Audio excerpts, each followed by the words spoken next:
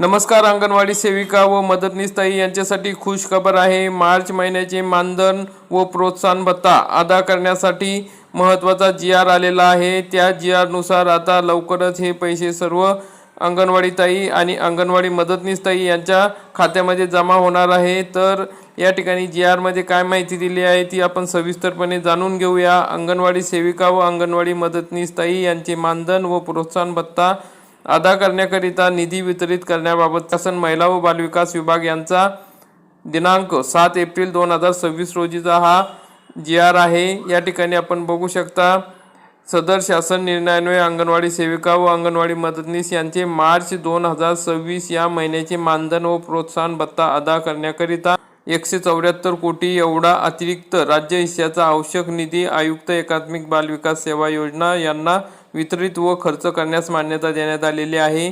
तर अतिशय आनंदाची बातमी आहे, खुशखबर आहे, ही महत्त्वाची माहिती आहे.